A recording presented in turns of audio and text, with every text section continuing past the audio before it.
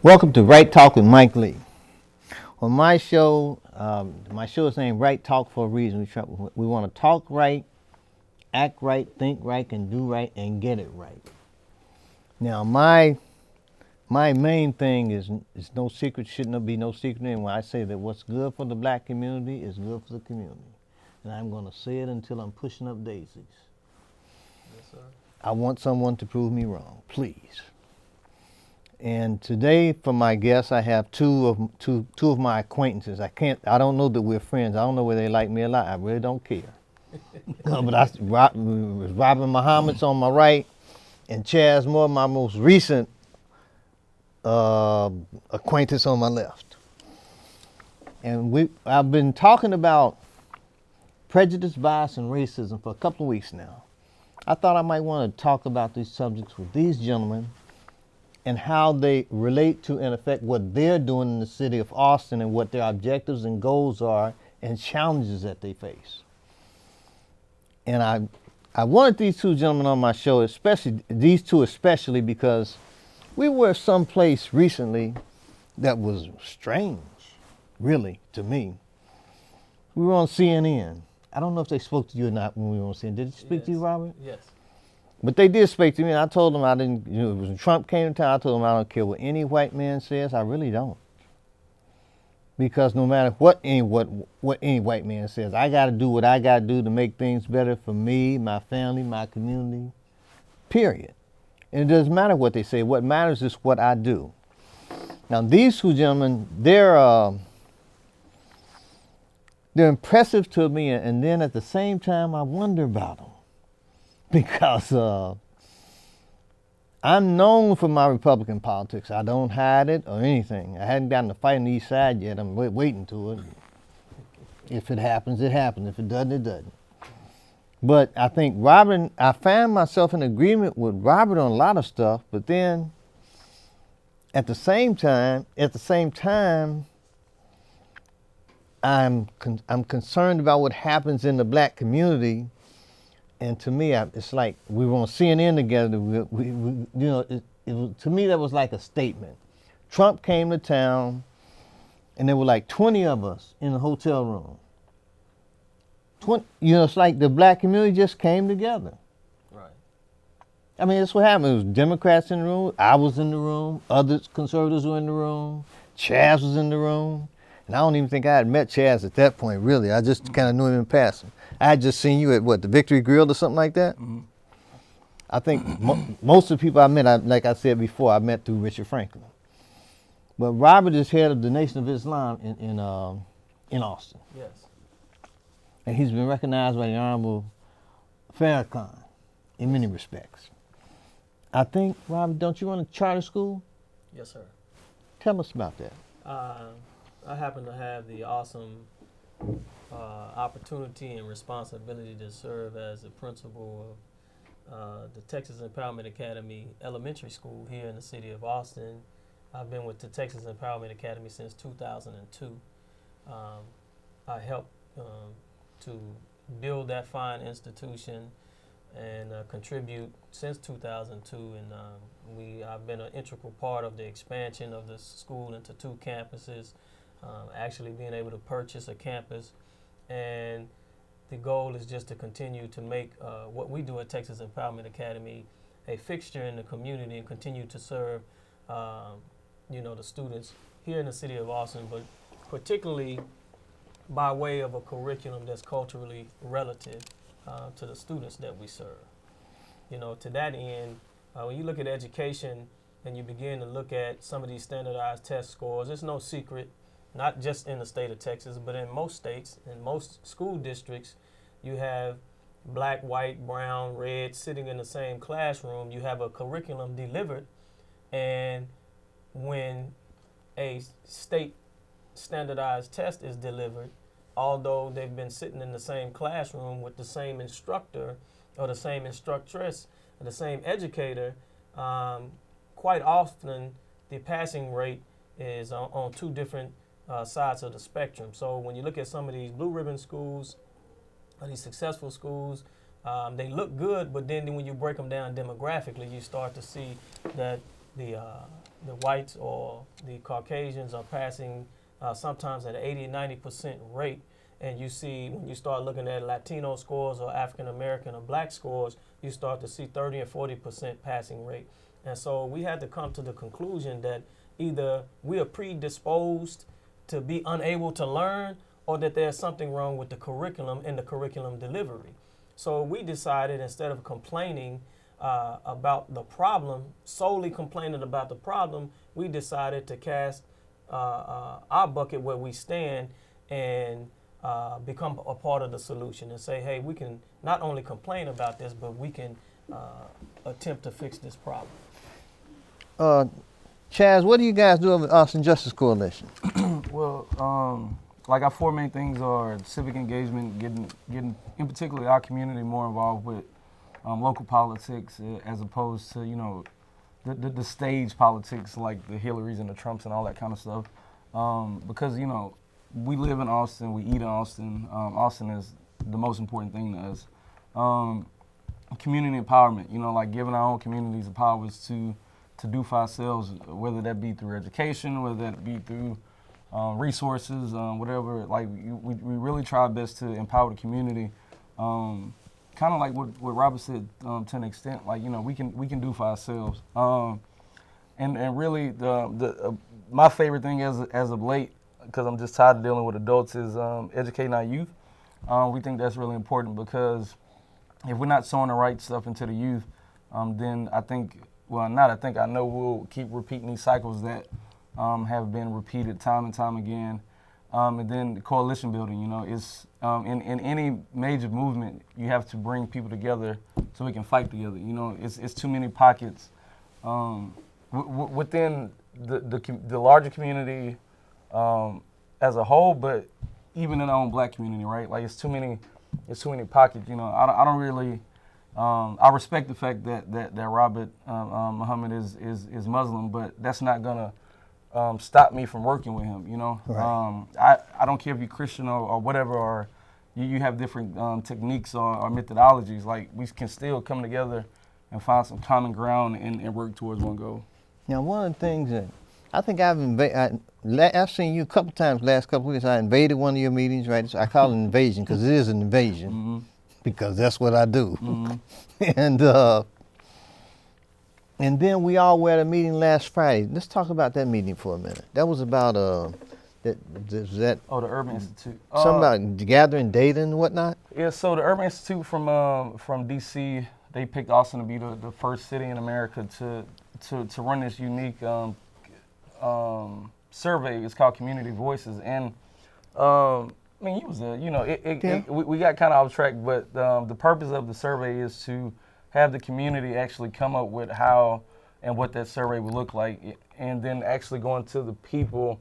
Well, a lot of these surveys say they are, voicing, the opinions or voices of people, but they're not really going to the areas that's mostly affected by whatever the subject matter of the survey is, right? So you're talking about health disparities, but you asking all 800,000 people in Austin, when really a lot of those disparities are still on the east side and black and brown, communities, right? So we have a unique opportunity to really get some of that raw data, that raw opinion and input about the people that are actually being affected the most by only administering this survey in areas and places where we are, mm-hmm. And I'm personally excited to see how that's going to go.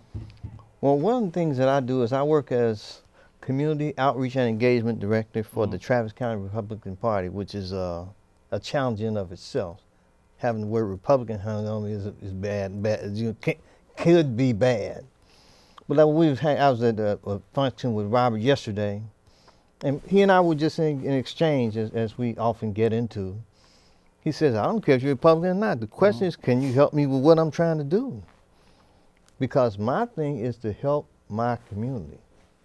Bottom line. Mm-hmm.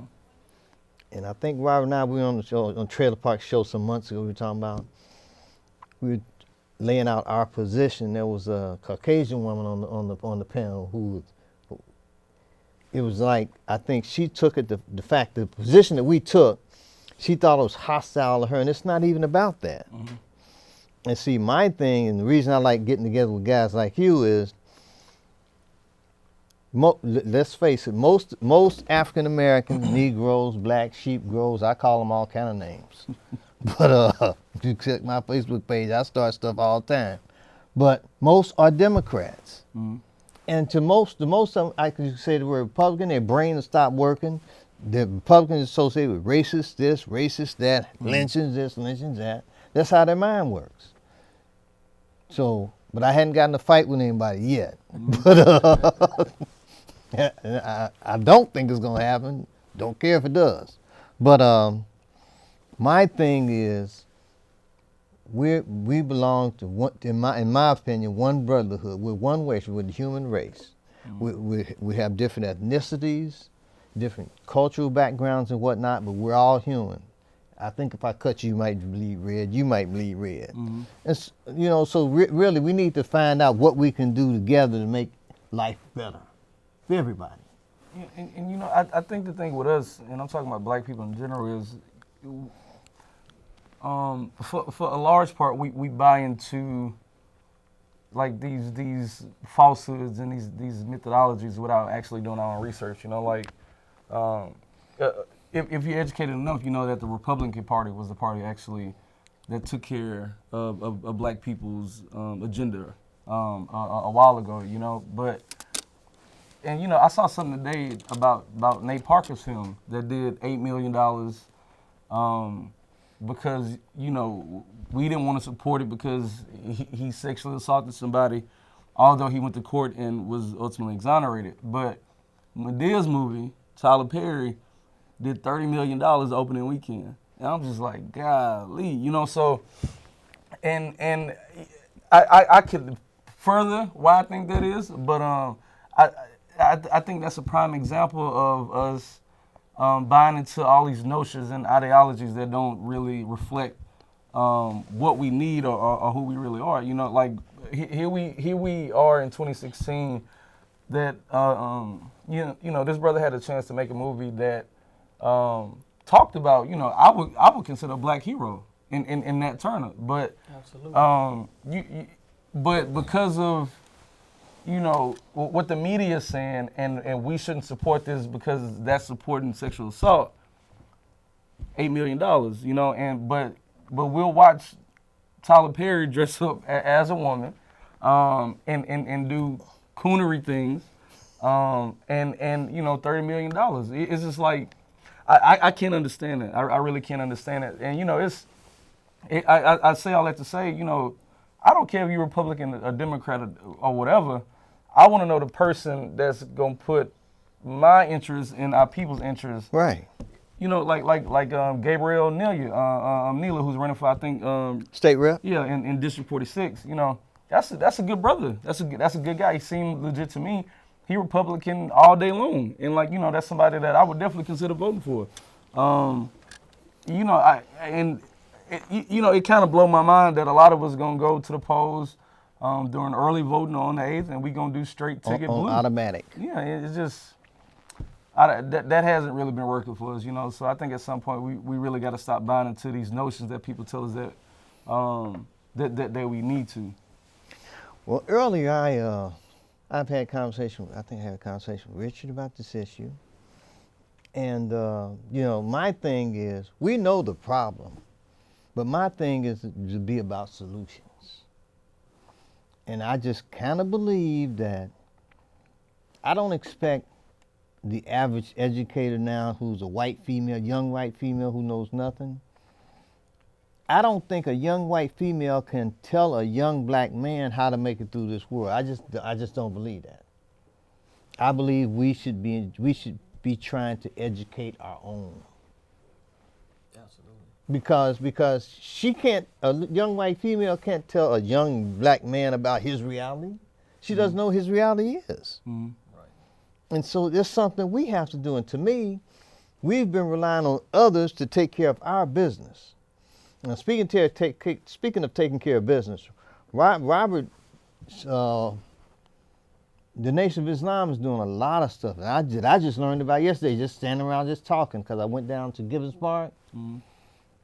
and I was kind of hurt and disappointed. I don't know about you, Rob. This is just me. I thought that I'm thinking to myself, why doesn't the NAACP, why doesn't the Travis County Republican Party have a booth out here? If I had known in time, I would have made it happen. That was my number one thing, because that's my thing. But I'm thinking, why isn't the NAACP here? Why isn't Urban League here? Why aren't the churches here? You know what I'm saying? Yes, sir. I'm saying, I can't say it, but that was my reaction when I went there. You know, because I was thinking, I saw Richard there, but I didn't see people there that I thought should be there. Right. And that lets me know there's a disconnect in our community. Absolutely. And we got to shut that down. Well, somehow. I'll say this, that we've long relied on other people to do for us what we could do for ourselves. Not that things are not owed to us, right? And to a certain extent. But I'll say this, dealing with what Chaz mentioned a few seconds ago about the election. Minister Farrakhan is doing a live webcast this Sunday, October the 30th at 10 a.m., and he's dealing directly with this year's election. Very important. You can go to noi.org and you can pull that down and watch it this Sunday at 10 a.m. We'll also have a viewing party here in the city of Austin. Where's that viewing party going to be, man? Right now, we have it tentatively scheduled to be at the Turner Roberts Recreation Center over in Colony Park. But we have to confirm it on tomorrow. So you'll see information coming out about that. You're going to put it on Facebook, media. right? Absolutely. But this is what I'll say. When you mentioned... Because if that's happening, I'm going to have my candidates there. Now, you know me. Yeah, I know you. You know me. Your word is bond. But there's been an image created for every type of black man that exists in America. This is the American way. And so, yes, we need someone like a Nate Parker to present the historical aspect of one of our heroes, Nat Turner. Because if it was done by someone else, a wise man told me years ago, he said, before you ever read a book, he said, you always read about the author.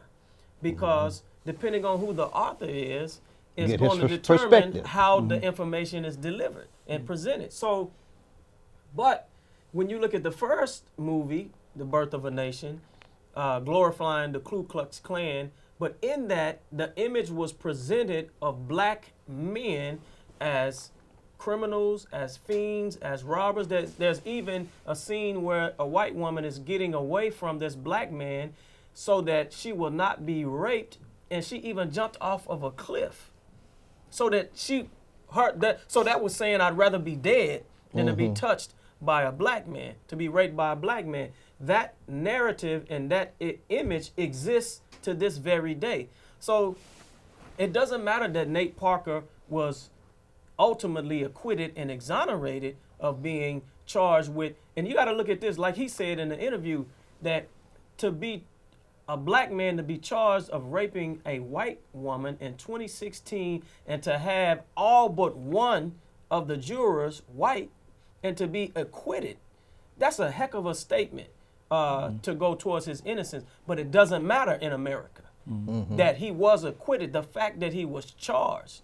And we know, and we've heard stories throughout the years, throughout the generations of Emmett Till and black men being charged with even posturing themselves to think about doing anything while our women were getting raped and being ravished by white males. So the image, in order for the condition that we're in to continue to exist, the image not only has to be carried by white America, it has to be carried and instituted by black America. So you can get the black feminist movement, the majority of them, to say, hey, if you support this film, you're supporting sexual assault. Well, my regional minister in Houston, also Robert Muhammed, said that if supporting and going to go see The Birth of a Nation, Nate Parker's film, is supporting sexual assault, then going to your mama's house for Thanksgiving and supporting the genocidal act committed on the Indians. You know, so but I think that that we have to be real with everything that we do. And you know what? That story could not be told by anyone else, lest it be washed and it wouldn't be as real. It could have been even better, you know. But the brother had to beg for financial support. He went to hundreds of finances for the film before he even got the money to produce this film, because it became a dream of his that he was going to do that. And so, but yes, people should be present. But the same thing has happened to the Nation of Islam. There is this. So not only am I a black man, I am a Muslim. And so I had an encounter with the FBI one time, and the agent asked me some questions, and he asked me, he said, if you all hear of anything that's going on in the Muslim community, would you all please report it? And I told him this. I said, you're well studied about what we do. So you know, as well as anybody else that knows anything about the Nation of Islam, we don't participate. We don't take care of our own business. We don't participate in those type of activities, terrorism and those types of things. You already know that. So to even question me, and this is what was going on. He said that there was an individual around where you all used to worship, asking where the Nation of Islam is located now. And I said to him this: how would you know that unless you're in that area asking where the Nation of Islam is? But we're out here. So we don't, as I mature as a man, as I mature as an individual who's fighting for our people, I don't take it personal when people don't show up to things that we do. I understand a lot of times it's because of a disconnect in communication, misinformation, or they're just uninformed. And so we just have to keep forging along and do what we do, you know.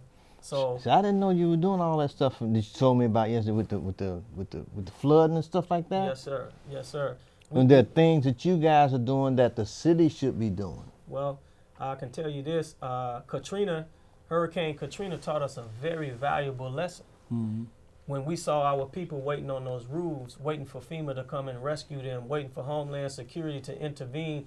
As a matter of fact, there are some stories and some accounts from some of our people as they tried to get across the bridge to safety. The National Guardsmen not only drew their weapons on them, but actually shot some of them to send them back across so they wouldn't get in those vehicles that were staged for Caucasians to get. So they had to go back to that Superdome. And so we've decided, and this project was led by one of our sisters, a strong black woman, Sister Christina Muhammed.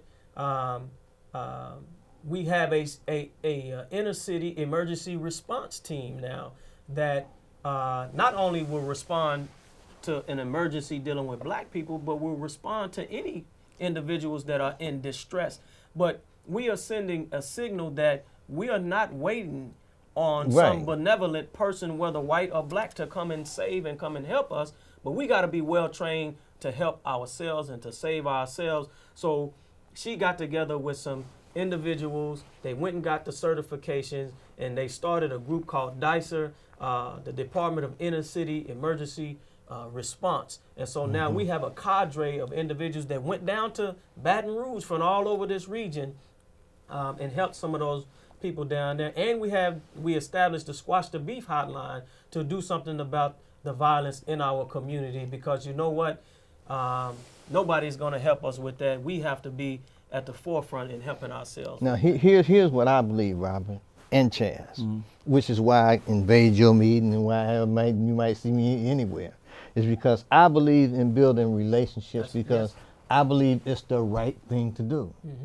Because it's right for me, it's right for you, it's right for the community, it's right for everybody. And so that's why, and that's why there are some nonprofit organizations that I have a relationship with. I make sure that their events are listed on our website because it's the right thing to do. And I don't care who gets mad. And I don't say anything to you that I don't say in the executive committee meetings surrounding.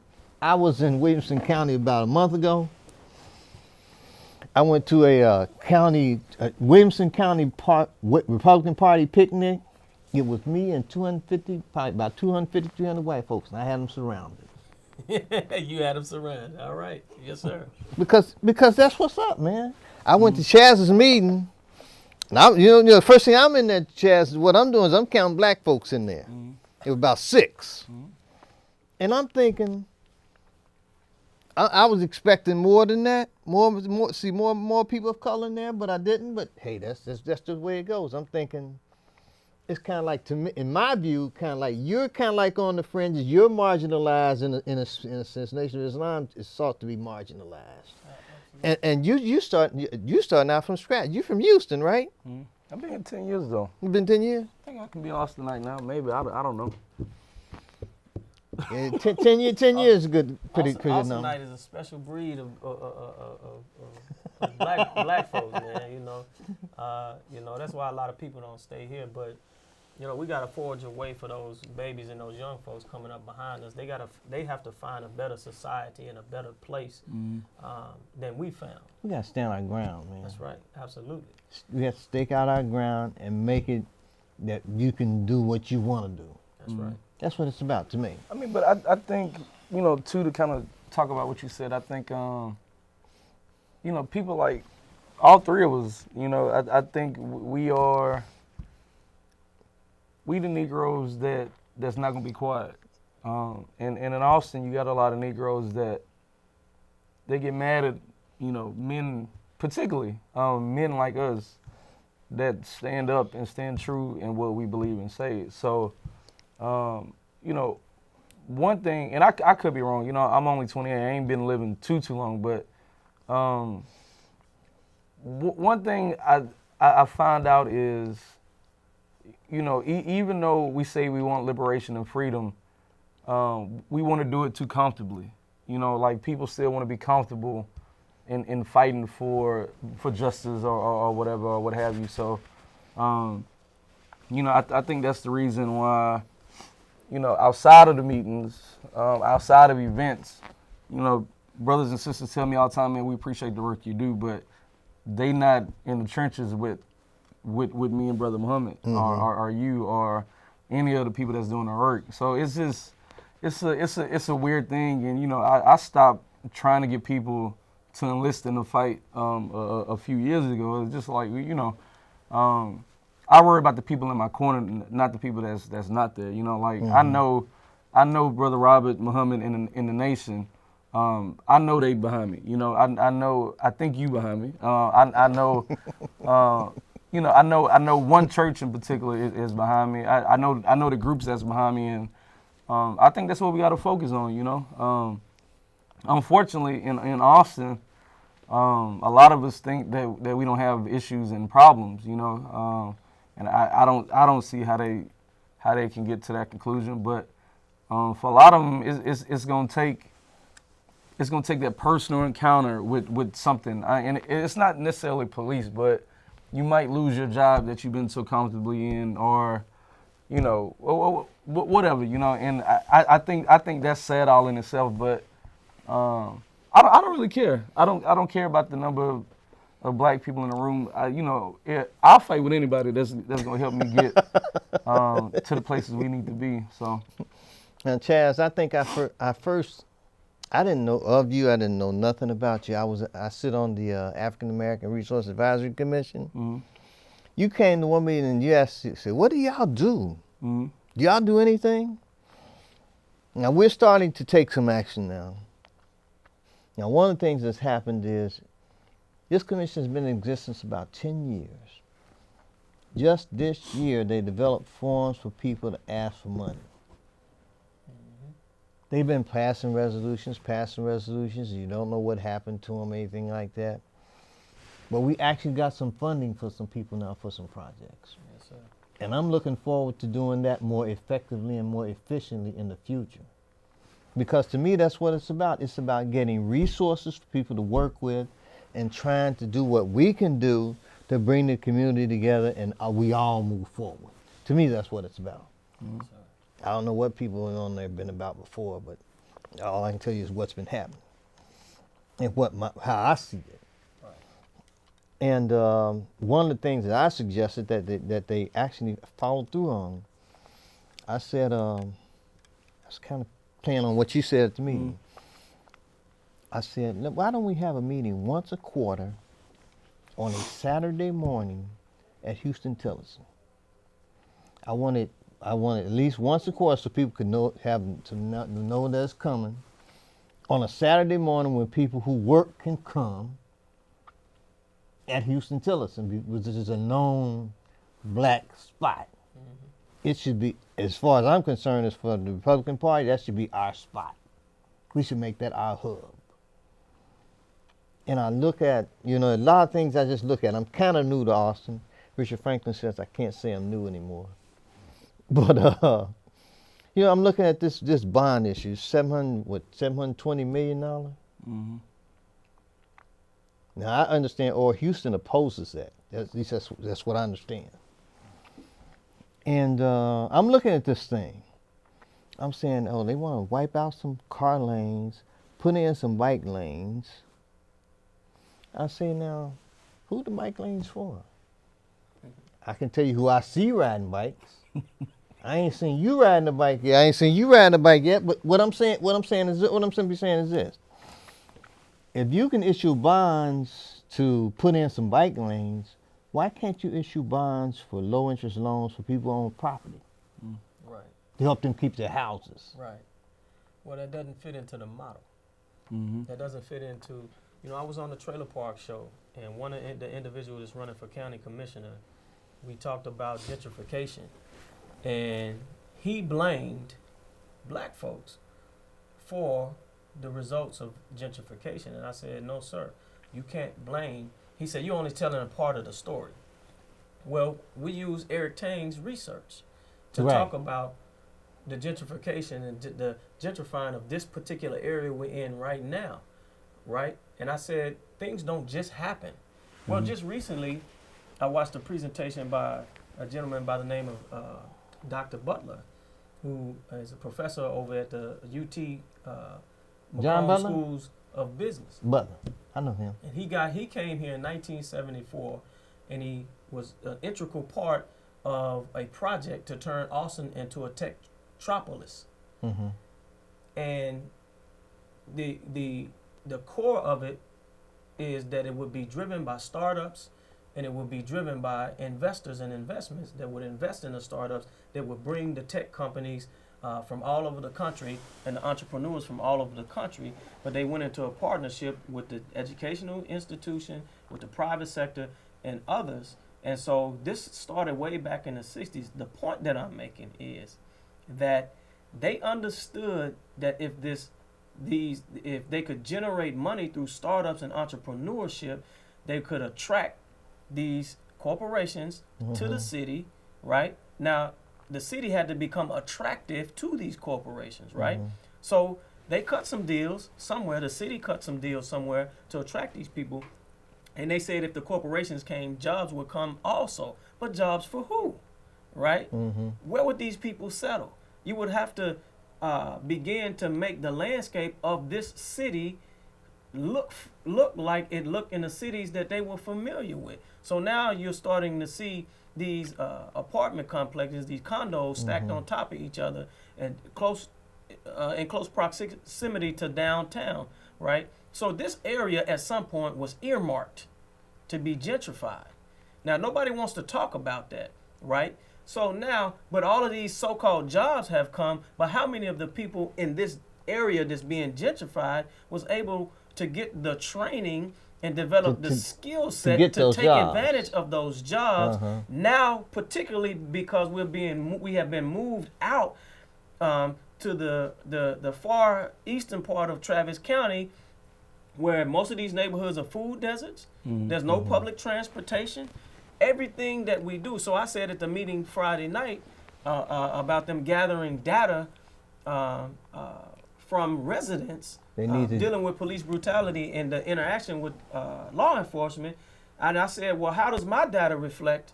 How does my experience reflect? Because I live outside of the city, but all of my interaction with law enforcement happens inside the city because I work here, I worship here, I shop here. Everything that I do happens here.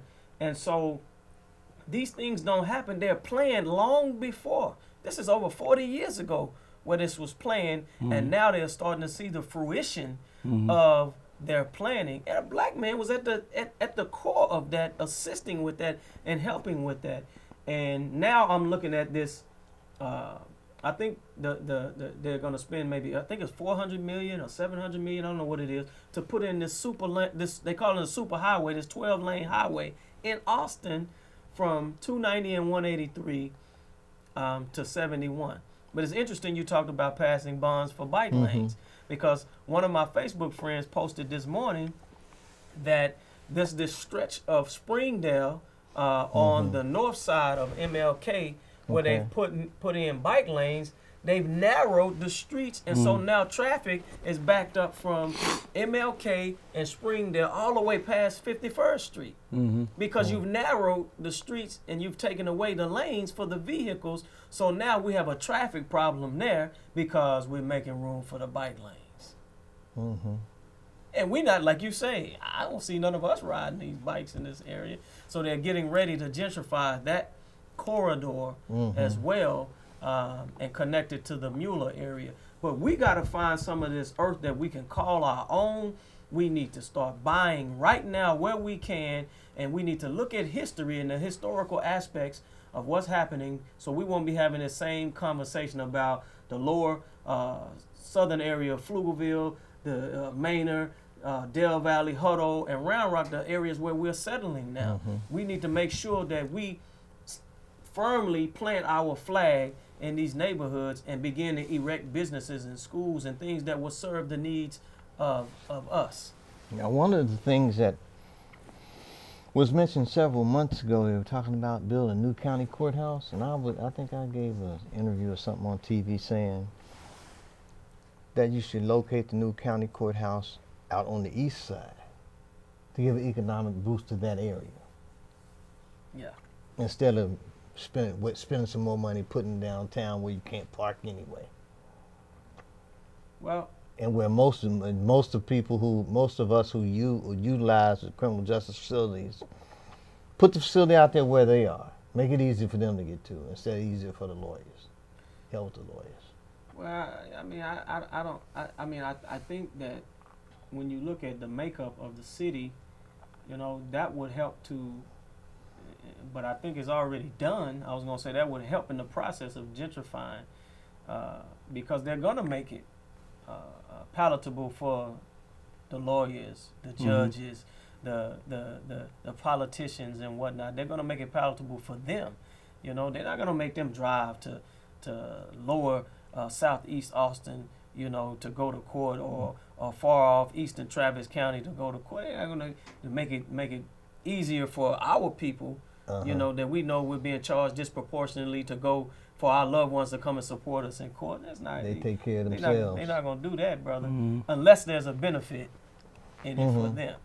So I say if that happens, they're just going to increase the gentrification in this area to make to widen the downtown entertainment districts and the professional districts. So I don't know. I just. Chaz, your organization, I noticed at the meeting I went to last time that it's very diverse. How'd that happen? It just happened? Yeah, I think so. I don't know. I just ring the dinner. You had nothing to do, just ring the bell and they come? I just ring the dinner bell, man, and in Austin. Yeah. How that happened. Yeah, that's true. And like I said, I don't know. I think we have a lot of support from our own community, but for whatever reason, they just they'll come to events and stuff, but not necessarily the meetings. Yeah, I mean it's interesting, But I think it's also interesting to see the number of our white counterparts that, for the most part, care about some of these issues. At a lot of our meetings, they wind up crying and stuff, and I think that's interesting for a few different reasons. But yeah, to answer your question, I don't know. But I used to be indifferent to it, but now I think it's just something that reflects Austin. Well, I just notice things like that because to me it suggests that there's hope. That's one way to look Yeah, at the it. people, the minds are at least open to entertaining something Well, different. and, I say this, Mike, that a lot of those people that come to those meetings, you got to think about it. The last 8 years, they've seen a black man as a president. So the average 8, 9, 10-year-old, they don't know a world without a black president. So just think about the 20-year-olds, the 25-year-olds, the 18-year-olds. Half of some of their lives, or the majority part of their adolescent life or their adult life, they've known and they've seen a black man as a president. So that does something to the psyche when you see racism. Now I'll say this, going back to kind of like the statement that you made, what's good for the black community is good for the community. So I say this, that if you can secure justice for black men and women, that's a sign that you can secure justice for everybody. And so the lady that was at that meeting on Friday that talked about how her friend was done by a police officer, and she said, and it happened to be a white lady, Yeah. she said, so I could imagine if this was a black man, what would have happened to him.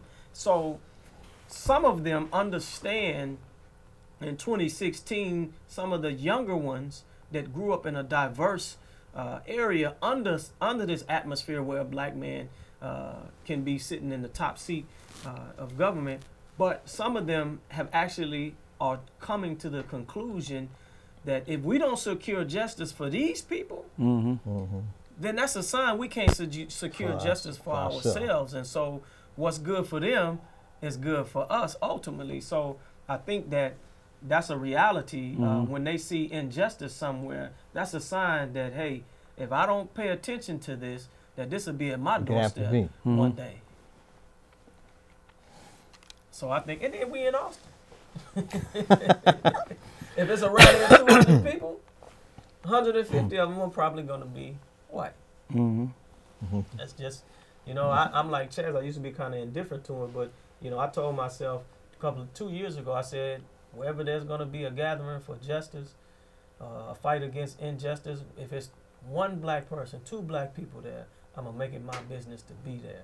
And, going to rallies and supporting the Reed family for just seeking justice for Rodney Reed was a real eye-opener because we, by and at large, are not supporting that.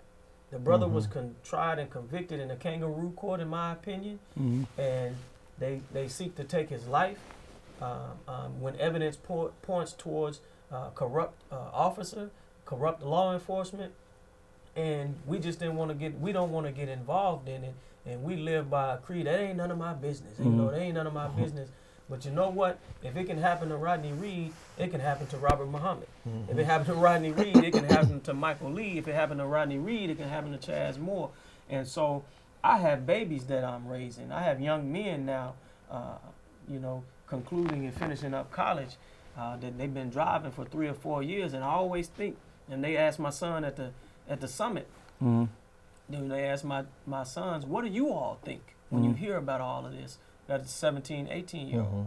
My oldest son just turned 19. But I didn't know that they thought when they get in the vehicle that if I get pulled over, this may be my last time on this planet.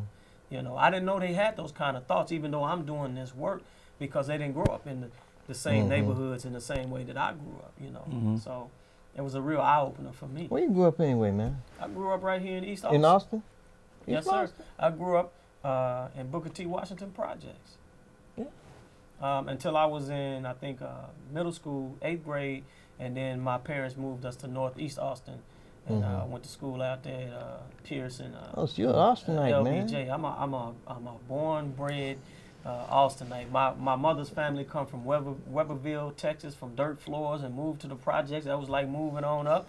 My father's family lived in Glen Oaks, right on the back side of the Boys and Girls Club, which used to be Old Anderson. And my grandfather was a Tuskegee airman, and he owned his own business for the time that my father was a little boy. So there was some entrepreneurship in my family as well. And so, yes, sir, I'm an Austinite. So. Well, how'd you get into the Nation of Islam? I had my brother Bobby had his best friend, Jabo Kenneth Epperson he was a Muslim minister. Yes, sir. But I remember one day he took me to the church there, He came by the house, put my clothes on my back, made me go to the mosque with him, put my clothes on me, made me go. And I didn't have a choice in it. But we got searching all that kind of good stuff. Yeah, and But I had the best fish and beans absolutely, at the service was over. And I say this, man, I come from a long line of Christians and Baptists. You know, my family's full of Baptist ministers. My father was a minister. I got about 6 or 7 uncles that are ministers. My great uncle was a highly placed Mason and a minister. And so, but you know, growing up in the late 80s, early 90s, having this environment that was infused with hip hop and having groups like Public Enemy, Poor Righteous Teachers, KRS-One, and seeing the Rodney King verdict and the uprisings after that, you know, it infused the youth at that time with a sense of self, pride, and those types of things. And so the Nation of Islam and Islam, really, when you go back to the music in those days, really, Islam is the official religion of hip hop during that time period, because most of the Muslims most of the rappers were either tied to the 5% nation who were Muslims, or tied to the nation, or tied to some black power structure or black power movement. And so the nation for me was the one group that I saw that had a spiritual base that was actually speaking out and fighting for causes of black folks. And so, to be honest with you, I thought that I was leaving my belief in Jesus. And when I really began to study, I was getting closer to his ministry in the Nation of Islam. I joined the nation because I wanted to be radical. I wasn't looking for no religion, to be honest with you. You know, but in my years and my maturation as a man, you know, because the church was my foundation. I was a junior deacon. I sang in the junior choir. We had a boys group called the Royal Ambassadors. I was a usher, junior usher. I was entrenched in the church. When my father used to go and hang out at Rosewood Park, he had that classic tradition. I used to think it came with cars, but he had that Bible sitting on the dashboard, and we couldn't get out the car because they were doing man things. So I just sat there and read the Bible. So I always had a spiritual foundation. And so in the Nation of Islam, being acquainted with the strength and the power of that book that I read as a young man growing up, it was just natural to me to gravitate towards the teachings of the Honorable Elijah Muhammad, because many people don't know this. He didn't establish the nation really on the standard necessarily of the Holy Quran, because we were not familiar with that in our community. He established that with the truths of the Bible. And so that was something that grasped me, and I saw them fighting for black people, and I said, I want to be a part of that. I don't care what they believe. we you know, I almost got in trouble after Rodney King verdict. We was running around LBJ just knocking out white boys, you know, because we were angry. And they wouldn't name any brother, you know. They was just like, I don't know who did it, you know. But, you know, I'm thankful for Minister Farrakhan and his leadership. And so we're asking all of the viewers to tune in this Sunday. Go to NOI.org, come at 10 a.m. to the Turner Roberts Center. We're going to establish a live webcast feed there. Come and hear the message that the Honorable Louis Farrakhan has for the world before you go to vote this November. Chaz, how did where did JC come from, man? Well, I know he know the sort. You know, like I said, I'm still 28, which is a grown-up kid in the eyes of a lot of, I guess, real adults that's 40, 50 years old. And here I am fighting for us and fighting injustice, but I never had a seat at the table. My voice was always kind of. So you made your seat? Yeah, you know, that's just how that's how I roll. You ain't gonna give me a seat. Just all I need is the tools, and I can build my own. You know, and I think we've done a lot of good work within a year and a half.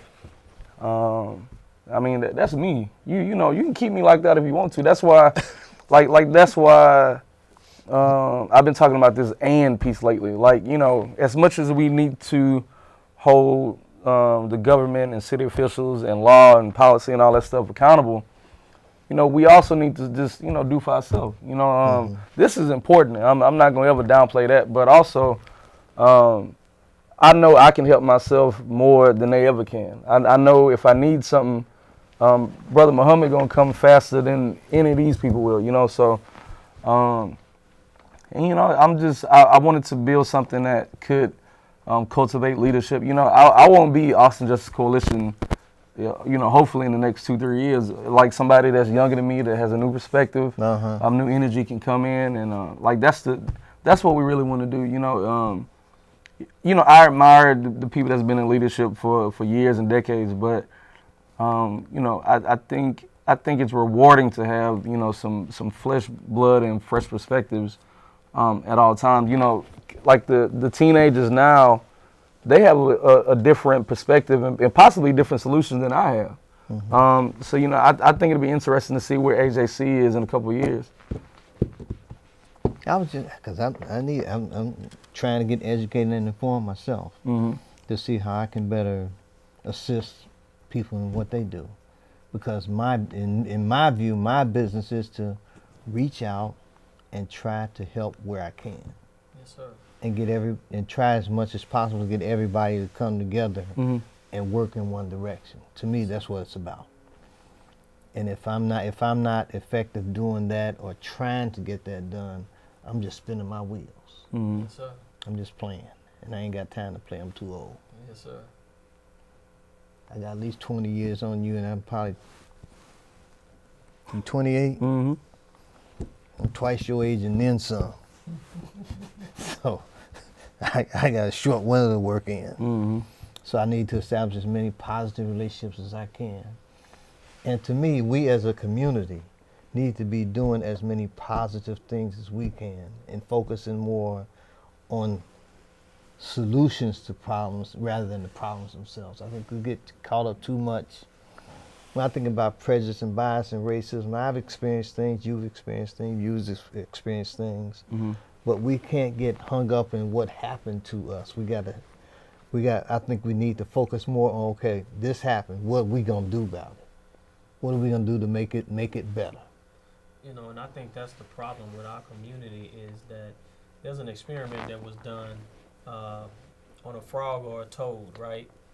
And they set the frog in a pot with water in it, turned up the heat, and the water increases in heat gradually.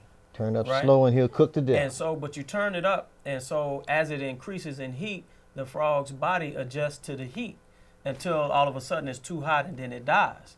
But if you turn it up to a boiling point and you take that frog and you throw it in that hot water that's already boiling, he's going to jump right out. And so part of the problem, and you see in the movie The Birth of a Nation, how they used Nat Turner. They began to have him because he had a way with words. He had an appeal with his people. They began to take him from plantation to plantation, and he happened to be a preacher, and he was using scripture to appease and to speak to the pain, but in such a way that they were willing to wait on death to get the reward that they were looking for. And this is just a lot that we've been given by our God. So this is what they do to our leaders and leadership a lot, is they co-opt them, they give them and pull them out and give them a comfortable life, a little more comfortable than the life of the masses.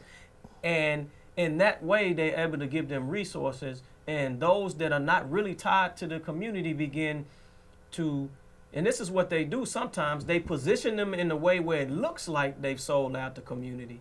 Then the community says, well, you sold us out. And then when the community starts saying, well, you sold us out, even if they haven't, and they haven't seen that they're being co-opted, they say, well, forget them Negroes, because they think I sold them out. I had sold them out, but they won't do nothing for themselves. And so now you got this rift, right? That's a division. And then those that they can co-opt, they come around us and they act like they're leaders. They act like they're fighting on behalf of the community, when all of the time they're being used to keep the natives that are restless calm, so that they won't stand up. C. J. Edgar Hoover was looking for the rise of a black messiah who could ignite or excite the people, right?